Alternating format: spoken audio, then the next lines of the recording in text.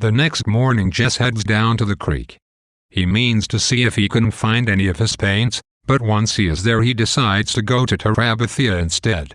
He crosses on an old branch and then hesitates, unsure of what to do.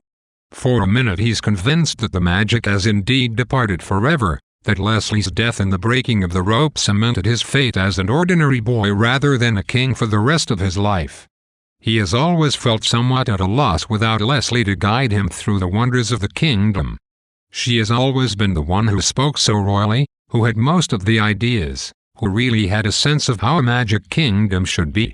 Jess wants to recapture that, but he's not sure how. Eventually he decides to make a funeral wreath. Jess is pleased with the effect when he has done.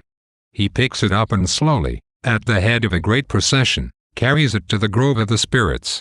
Here he manages to find words, lifted from his few experiences at church. "Father, into thy hands I commend her spirit." Those words have the ring of the sacred grove in them, and Jess begins to feel that perhaps he can be a king even now that his queen is gone. Just then he hears a shriek. Mabel has tried to cross to the other side of the creek on the branch, but she has gotten stuck halfway and is too terrified to move. Jess is still in control, and the sense of strength that descended upon him in the sacred grove has not left him. He rescues her, coaxing her across to the other side. Mabel confesses that she had wanted to help him so he would not be lonely, but that she got too scared. Jess assures her that everyone gets scared, and it is nothing to be ashamed of. They walk back to the house together. The next day in school, Leslie's desk has already been taken out of the classroom. Everything floods back to Jess, this time in a different light. All her schoolmates had hated Leslie, he thinks, and they would not care that she was dead. They were all too eager to get rid of her desk and the memory of her. Jess is sullen and withdrawn until Mrs. Myers calls him outside the room to speak with him. She expresses her sympathy, saying how extraordinary Leslie was and how much she will miss her. Mrs. Myers said that since she will miss her, she cannot imagine how much harder it must be for Jess. She tells him that when her husband died, people were always telling her she would forget, but that she did not want to forget. She knows it is the same for Jess now, and she wants him to know that if she can ever help him through this in any way, he should let her know.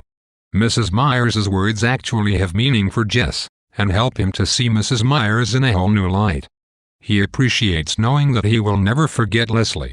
He thinks about how Leslie has changed him, and he realizes that the only way to preserve both those changes and her memory is to preserve Terabithia.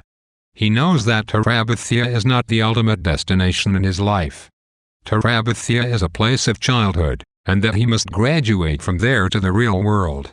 He is resolved not to let Terabithia die when he leaves it for this new world pressing on him.